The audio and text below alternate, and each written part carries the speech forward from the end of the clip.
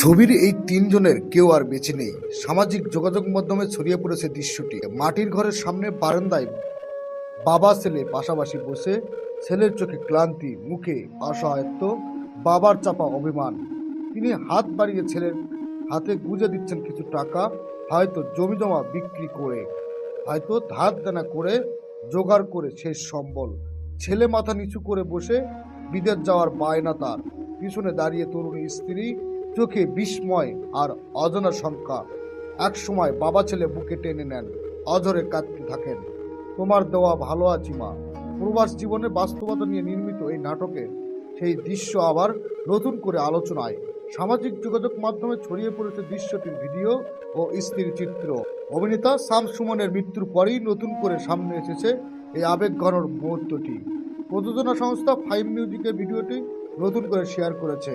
গত 18 মার্চ থেকে সামাজিক যোগাযোগ মাধ্যমে দৃশ্যটি নিয়ে আলোচনা হচ্ছে। অনেকের মতে বাংলা নাটকের শুধু একটি দৃশ্য নয়, বরং জীবনেরই প্রতিচ্ছবি। বিদেশ যাত্রার আগে এমন বিদায়ের মুহূর্ত এদেশের অসংখ্য পরিবারের চেনা অভিজ্ঞতা। সেই বাস্তবতাকেই অনবদ্য অভিনয়ে জীবন্ত করে তুলতেন তিনজন শিল্পী, ইনামুল হক, শাম সুমন ও হুমায়রা হিমু। আজ সেই দৃশ্যের তিনমুখী আর নেই। সময় তাদের আলাদা আলাদা পথে নিয়ে গেছে। কেউ গেছেন পরিণত বয়সে, কেউ গেছে অপূর্ণতা নিয়ে, কেউ অভিমানে বুকে নিয়ে। কিন্তু দর্শকের কাছে তারা এখনো একই প্রেমে, একটি পরিবার, একটি বিদায়ের মুহূর্তে।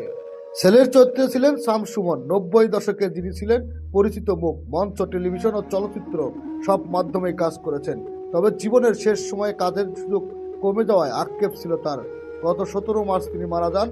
আর পিছনে দাঁড়িয়ে থাকা স্ত্রীর চরিত্রে অভিনয় করেন হুমায়রা হিমু। 2 দশকের অভিনয় জীবনে অসংখ্য নাটকে কাজ করেছেন তিনি, কিন্তু শেষের দিকে কাজের অনিয়মিত তাকে ভেতরে ভেতরে ভেঙে দেয়। অনেকটা একা হয়ে পড়েন। 2023 সালে 2 নভেম্বর তার ঝুলন্ত মরদেহ উদ্ধার করা হয়।